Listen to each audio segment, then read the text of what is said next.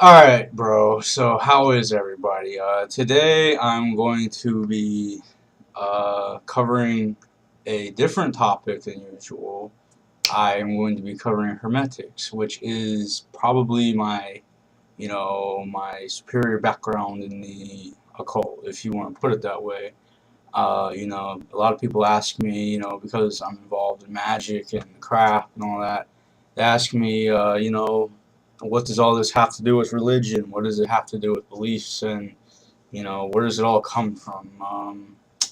Well, my opinion is it probably does all come from an ancient civilization that was established, right as we crawled out of the muck, or, as we transitioned from, wilderness forest people into civilized, uh, you know, uh, commercial traders, and, when we, finally uplifted ourselves out of the, living in tents and, in burrows in the woods, and, you know, we started building our own houses, and then came the pyramids and all that. But so people have asked me, where does all this stuff come from? So today I will be covering where my opinion that most of the occult wisdom comes from, and that would be Thoth. Now, I don't think everything comes from Thoth, or the Hootie, or whoever you want to call it, but I do definitely subscribe to the opinion, and like I said, just my opinion after looking at this for as long as I have, that yes, indeed, a lot of it does come from Egypt, the Egyptian mysteries, with Tahuti, and a lot of the, if you want to get to it, Tahuti is, like the patron of magic. He could be called the deity of magic, or the one that gave us a lot of the technique that we discovered. And whether you want to say he was an Atlantean, or whether you want to say he has Egyptian origins or whatnot, that's all a matter of subjective, personal, opinion. You have to work that out for yourself, and figure out what resonates with you the most. But today, I will be reading this book, The Emerald Tablets of Thoth, whatever you want to call it, the Atlantean. The Emerald Tablets of Thoth the Atlantean. And this was one of the first books I bought when I got into the occult. This is the hardcover edition. I got the paperback at Barnes and Noble, probably in like 2001 or so. But since then, that book has been lent and relent. I've owned it in several forms, mostly paperback, until I finally learned the lesson that you can't lend your books and always expect them to come back. So I broke down and bought the hardcover edition in 2010 or so for $30 off of Amazon, and I do think it is well worth it.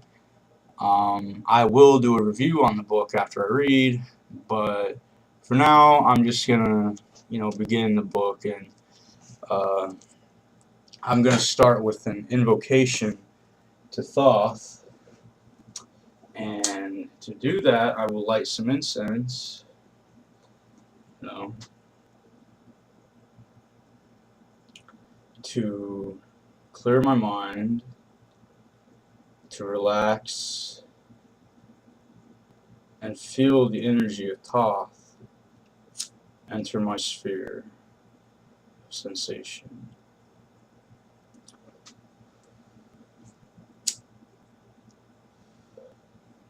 So the invocation of Thoth to me is very important. It is not, like a super advanced invocation. It's only a few pages long. Um, yeah, there is better, more, occulted, esoteric invocations of Thoth. Yes, there is even a evocation of Thoth, but I will not. not get into that because that is an advanced procedure. So to do the invocation, I would generally, be in a meditative, asana position, just regular meditation, and, then you would call out to the universe after you cast your circle and whatnot, and you would gently vocalize this invocation to the universe. Procall, o procall, este profani, balastai ompala, in the name of the mighty and terrible one, I proclaim that I have banished the shells unto their habitations. I invoke Tahuti, the Lord of wisdom and of utterance, the God that cometh forth from the veil. O thou majesty of the Godhead, wisdom crowned Tahuti, Lord of the gates of the universe, thee I invoke. Thou who wieldest the wand of double power, thee I invoke. Thou who bearest in thy left hand the rose and cross of light and life, thee I invoke. Thou whose head is an emerald and thy nemesis as the night sky blue, thee I invoke. Thou whose skin is a flaming orange as thou it burned in a furnace, thee I invoke. Behold, I am yesterday, today, and the brother of tomorrow. I am born again and again. Mine is the unseen force whereof the gods are sprung, which is as life unto the watchtowers of the universe. I am the charioteer of the East, Lord of the past and the future. I see by my own inward light, Lord of resurrection who cometh forth from the dust, and my birth is from the house of death.